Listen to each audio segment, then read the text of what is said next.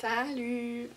Alors aujourd'hui, je reviens présenter un autre projet que j'ai terminé en début septembre, en même temps que l'herbier à peu près.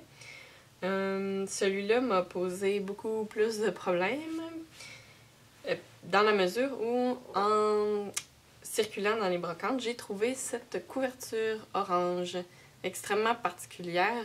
Ce n'est pas une couleur commune dans la reliure, ou en tout cas pas dans les livres que moi j'ai rencontrés à date. Puis il y avait un magnifique motif dessus, je sais pas si vous arrivez à voir, c'est embossé dans la couverture. Je tenais vraiment à le conserver. Alors ça a été difficile de trouver quel ornement mettre au centre parce qu'il y avait le titre d'un roman. Et donc, c'est ça, il y a eu plusieurs essais-erreurs là. C'était toujours extrêmement bizarre, ça convenait pas. J'ai finalement opté pour un ornement avec une clé comme ça. Donc, c'est deux sortes de tissus, du tissu à toile, du coton fromage et une clé qui sont collés à l'époxy sur la couverture. J'ai utilisé le tissu à toile aussi pour venir faire le dos et j'en ai mis un peu dans les coins. Ce livre-là n'a pas de fermeture. Tous les autres que j'ai présentés à date en avaient, mais celui-là, elle n'appelait pas ça, ne demandait pas ça. J'ai fait de nouveau la reliure où on ne voit pas les coutures, une reliure ronde pour laquelle je m'améliore d'ailleurs. Alors, on va comme ça, un peu plus près.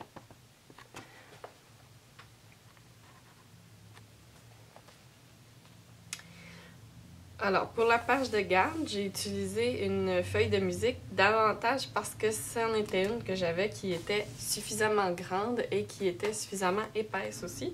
Parce que dans ce genre de reliure-là, les pages de garde sont beaucoup plus importantes.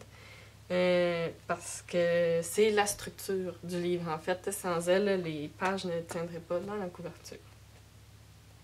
Donc, c'est pour ça que j'ai choisi cette page-là. J'explique juste parce que, a priori, le thème n'est pas vraiment lyrique. Donc, la page de musique est peut-être un peu moins cohérente avec ce que j'ai décidé de faire. A priori aussi, j'avais pas décidé de thème quand j'ai commencé à travailler, mais au hasard des pages que j'ai utilisées, je suis tombée sur une page de dictionnaire qui avait des crânes comme ça que j'ai inclus. Alors j'ai décidé de partir sur le thème des os pour travailler les images dans ce livre-là. Vous allez mieux comprendre ce que je veux dire par thème des os. C'est pas vraiment seulement des crânes, c'est un peu anthropologique, anatomique, je dirais même à la rigueur. Donc, on revient au début. Alors, c'est ça qui explique la pochette avec le crâne ici. Aussi, je me suis mise à la couture. J'ai maintenant une machine à coudre qui me permet d'ajouter des ornements en couture à mes projets. Oui, c'est une vieille machine à coudre, donc elle n'est pas très bien ajustée, mais pour ce que je fais, c'est parfait. Donc, vous voyez que ça saute des points de temps en temps, mais ça me dérange pas vraiment. C'est pas comme si je faisais des vêtements ou quelque chose qui avait besoin d'être extrêmement solide. J'ai aussi conservé cette page que j'ai mis dans la première couverture juste parce que je me suis procuré ce livre-là lors d'une sortie pour mon anniversaire. Puis la première page du roman, le premier chapitre, avait la date de mon anniversaire. Pas l'année, bien sûr, mais le 13 août. C'est la date de mon anniversaire. Puis je trouvais ça sympathique, donc de laisser cette page-là là-dedans pour commémorer la trouvaille de la couverture. Ensuite, donc, alors la page de dictionnaire avec les crânes.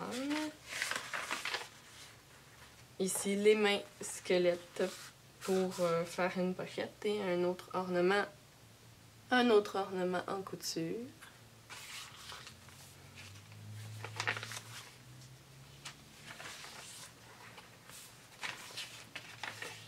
Des onglets, toujours des onglets.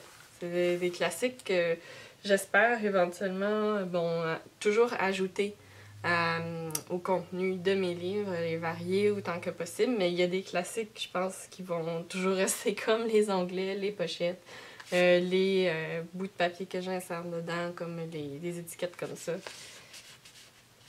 Une clé, encore, des classiques, mais c'est ça, j'essaie toujours d'avoir quelque chose qui s'accorde bien au thème. Donc celle-là est un peu plus glauque, si une clé peut être glauque.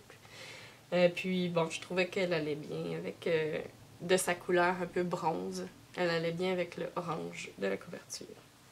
Ici, j'ai choisi d'intégrer une page un peu bizarre, unique en son genre. C'est une page que j'avais créée quand j'étais en train de faire mon bac en art. Et c'est que j'ai recopié à la main, à la plume, en dessous de chaque ligne d'un livre, le même texte en fait. Là. Je vais essayer d'approcher un peu. Donc, j'ai copié à la plume, en dessous de l'écriture du livre, le même texte. Donc, ça fait une feuille un peu fouillée. Même ma caméra, on dirait qu'elle a de la misère à le capter tellement ça fait un petit motif ligné. Mais c'est donc une page que j'aime beaucoup. J'aimais beaucoup. Je la voyais souvent quand je faisais du ménage dans mes affaires, mais je la trouvais pas pertinente en elle-même. Alors j'ai pensé qu'en l'intégrant là-dedans, ça lui permettrait d'exister. Puis bon, elle est là. C'est sa place, elle a trouvé sa maison.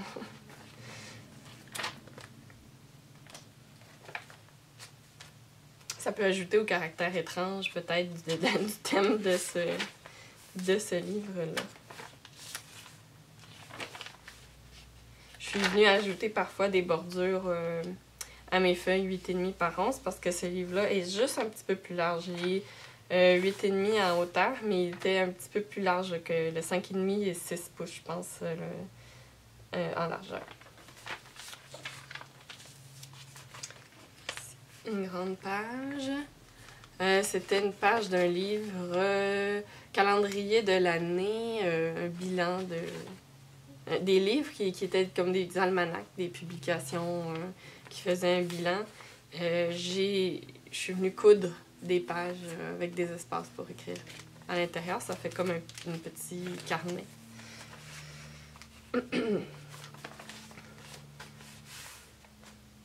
Alors voilà, un squelette mammouth. Je pense que c'est ce que je voulais dire quand je parlais, c'était un peu plus archéologie. Alors c'est les os, mais pas seulement les crânes ou les os humains, c'est dans une... J'ai trouvé ça dans un livre sur oui, l'archéologie, l'étude des squelettes anciens. Donc en fait, une image de squelette de mammouth avec une autre page qui a petit espace pour écrire de cousu dessus. De l'architecture. Vraiment intéressante cette page-là. Je la regardais après l'avoir intégrée. Puis c'est tout par époque avec les exemples principaux de chaque architecture. Une très bonne référence. Ça, c'est une image que j'ai pris encore de... Je mets souvent en lien en bas les sites d'une personne qui s'appelle Nick the Booksmith. C'est une personne qui fait des livres aussi, comme ça, sur Internet. Puis j'ai été beaucoup inspirée par son travail puis ses techniques. Donc ça, c'était du matériel qu'elle rendait disponible pour qu'on travaille avec. Je l'avais imprimé sans trop intention de l'utiliser, mais je trouvais que ça s'intégrait bien ici. Ça fait une carte pour écrire au dos encore. Un genre de squelette de singe ici sur la pochette. Une feuille.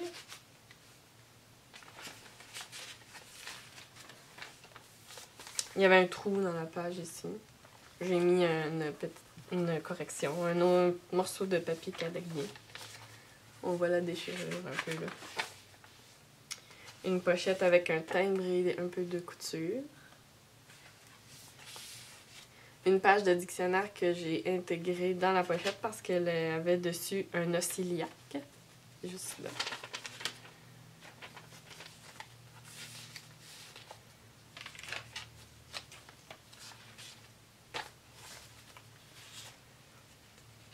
Ça ressemble plus à un signet qu'à une carte pour écrire. Donc, pour ennemi, pour dépasser du livre. On voit pas du tout ce que je suis en train de faire.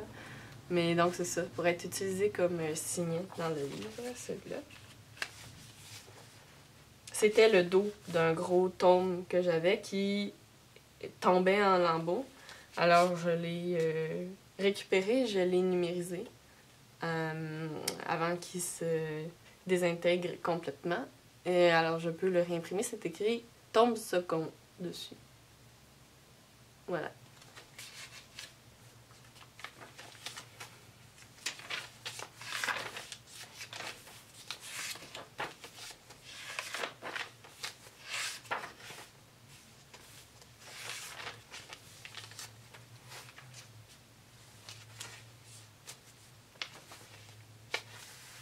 Un détail de comparaison de type de crâne selon les espèces. L'homme, le chimpanzé et le lémur. Une page de roman. Une feuille vierge.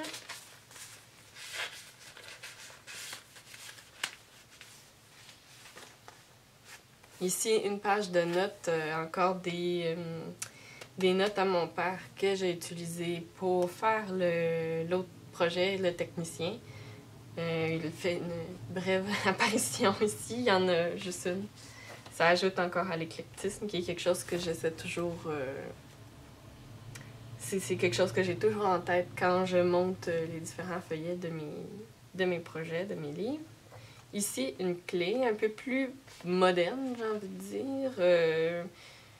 Je trouvais que ça faisait un beau contraste avec l'autre clé qui est très vieille, bronze, plus glauque, justement. C'est que ce genre de contraste-là, je trouve, ajoute à l'aspect inquiétant dans les thèmes d'horreur parfois. Là, le trait normal avec quelque chose de bizarre, en tout cas. Je sais pas si ça a du sens, mais c'est comme ça que je l'ai pensé. Là, c'est mal expliqué, mais bon. Si je commence à entrer là-dedans, on va être encore ici demain, puis cette vidéo-là, je pense que c'est pas l'intérêt. Alors, le détail d'un dentier sur la pochette d'une enveloppe que j'ai fait moi-même à partir d'une page de dictionnaire et de la couture. Et quand on l'ouvre, il y a des petits papiers à l'intérieur, donc une page de calepin et une page de certificat. Vous l'avez souvent vu dans mes projets, celle-là, je l'intègre presque toujours. Voilà, dans l'enveloppe.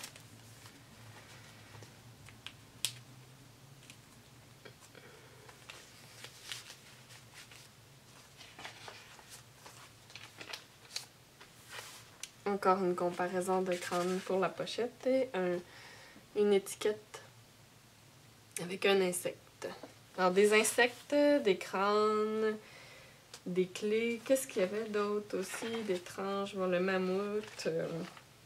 Ça, je l'ai appelé l'étrange orange, celui-là. Je me souviens plus si je l'avais mentionné. Vous l'aurez vu dans le titre du vidéo, mais c'est ça. La couverture est tellement particulière avec le motif dessus. J'ai tellement eu de difficulté à trouver quoi mettre en valeur sur le dessus. Le thème est un peu inquiétant, un peu bizarre. Alors, l'étrange orange, c'est son nom.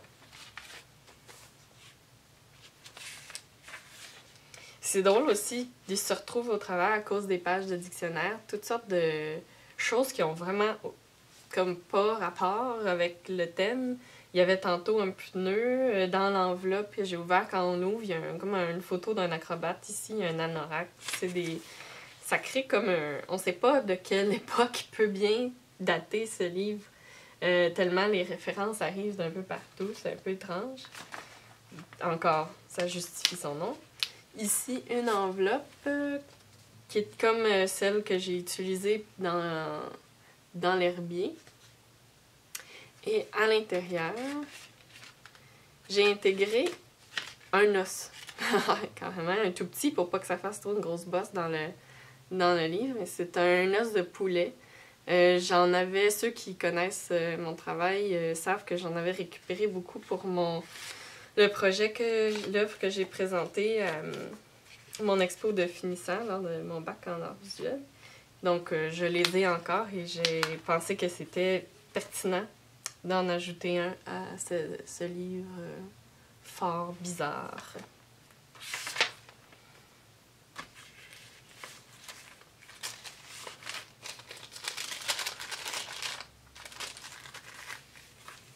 Ces pages-là, je pense que je les ajoute plus pour leur craquant, leur texture qui est vraiment intéressante. Plus que pour le contenu, c'est des pages du code criminel.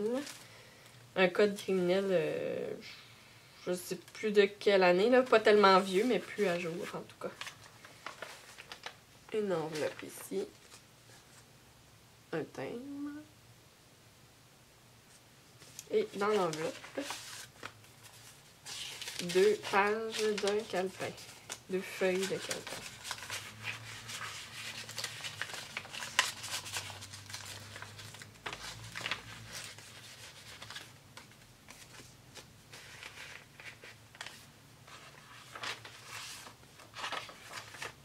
Et de retour avec les notes de musique pour la dernière page de garde. Dans la pochette ici, un tag, comme toujours. Une autre feuille craquante du code criminel. Et une enveloppe avec ma petite griffe. Et à l'intérieur, une feuille lignée. Je ne crois pas avoir intégré rien dessus. Non, c'est ça. Une feuille lignée. Tous les papiers toujours traités avec mon même mélange de thé et de café. Comme ça.